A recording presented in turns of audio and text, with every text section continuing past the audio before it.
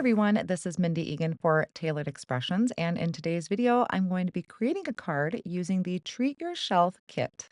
Let's first take a look at the supplies I'm going to be using, starting with the Treat Your Shelf layering stencil and coordinating die, one for the shelf stamp set and coordinating die, an up against a wall background stamp.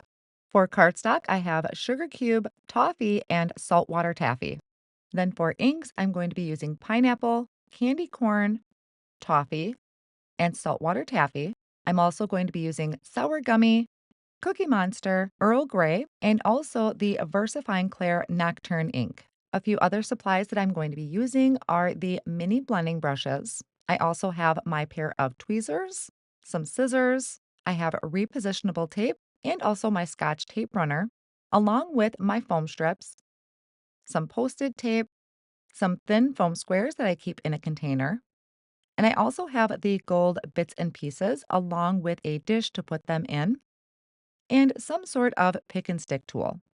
I also have some Barely Arts glue, and I'll be using my Misty tool for stamping. So the first thing I'm going to do is take a piece of sugar cube cardstock that I have cut to 6 by 6, and I'm putting repositionable tape on the back and just placing that down onto my work surface. Then I'm going to bring in the layering stencil, and they are all labeled in the bottom right-hand corner with a number. So this is stencil number 1, and I'm going to hold that down with my Post-it tape or any type of low-tack tape. I'm going to start with Earl Grey and a mini blending brush. Now you want to make sure you're also getting those little squares that you're going to see on the stencil. That's going to help with alignment not only for the stencil, but also for the coordinating die. I am skipping that top left-hand section because I'm not going to be using those on my finished card project. Then I'm going to bring in stencil number 2. I'm going to line up those squares so I have perfect placement of my layering stencil. And I'm going to start with Earl Grey for that lamp and that top center portion. Now, still leaving stencil number 2 in place, I'm going to bring in Cookie Monster and blend the rest of the area of the stencil. So these are going to be some books stacked on top of each other. I'll remove this second layer of the stencil, bring in stencil number 3. For this one, I am going to be using sour gummy. Using my mini blending brush again, I'm just going to apply that color to all of the open areas of the stencil for the books. This does cover part of that top left-hand corner, but that's the part that I'm not using, so I skipped that for now. Now for stencil number 3, this one in the top there, I'm using pineapple for my light on my lamp. And then for the rest of the area of the books, I am bringing in candy corn ink. The top left-hand corner that I'm kind of skipping over for right now does create a candle and also a coffee cup or a teacup, just so you're aware what that would create. Now I'm going to line up the coordinating die. So each stack of books has its own coordinating die along with that lamp and the cat. So I'm going to line up the squares that I ink blended with the squares on the coordinating die. The lamp does have two different types of dies that you can use to cut it out if you wanted to turn your lamp into a light up card. I am just using the regular one for my project for today. I held everything down with a low tack tape, ran it through my die cut machine, and now I have this fun silhouette of a cat and my lamp with my stack of books. Now I'm going to take the stamp set one for the books, which is available outside of the kit to purchase, and I'm going to stamp a sentiment on some sugar cube cardstock. This is just some scratch paper that I have available, and I'm going to stamp that sentiment in the VersaFine black ink. Then I'm going to take the Up Against a Wall background stamp, which is a split stamp set.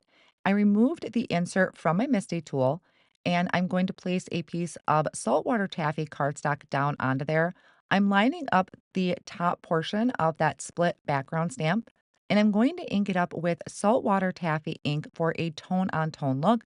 I'm only going to stamp it on the top portion of this cardstock. Then I'm going to bring in some toffee cardstock and I'm going to place the bottom half of that stamp set towards the bottom half of the card. This one I am going to stamp in toffee ink. I do stamp this one twice for a good clear impression. And I am holding my cardstock down in my Misty using that same repositionable tape. Then I'm going to take this piece of cardstock over to my paper trimmer and I'm actually going to trim it down. So I'm going to cut right at where my ink line is to create that bottom half of the wall. And I can layer this on top of the background I created with the saltwater taffy cardstock. For the main portion of my card, I want to have a white border going around the edge of everything. So I will end up trimming my entire panel down or these pieces of cardstock down So my final background panel is going to measure 3.5 by 4 3/4. I'm going to take the coordinating die for the sentiment and line that up with my stamped sentiment, hold that down with low tack tape and die cut that out. I also go ahead and die cut out another one from plain white cardstock and then layer those two together with some liquid glue. To start building my scene, I'm going to take my Scotch tape runner and add it to the back of the toffee cardstock. And then I can take that and add it to the saltwater taffy. So this is building my wall in the background or my scene. Then I'm going to flip that over and add some foam strips to the back of that. I'll remove the backing from the foam strips and add this to a white card front that is cut to 4 1/4 by 5 1/2. I'm going to pop up my lamp and also my cat using some thin foam squares, which I like to just trim in half with my scissors so that I can fit it into those smaller areas.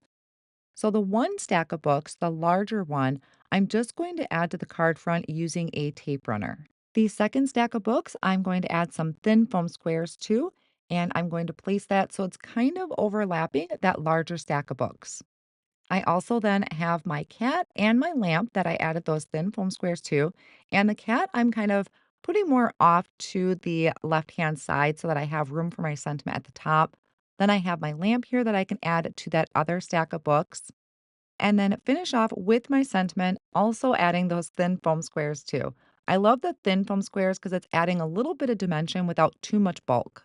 To finish this card project off, I'm taking some of the gold bits and pieces that I added to a star dish so I could pick out the size that I wanted, and I placed them around the lamp. So it's kind of giving the illusion that the light or that the lamp has these rays of light coming out of it.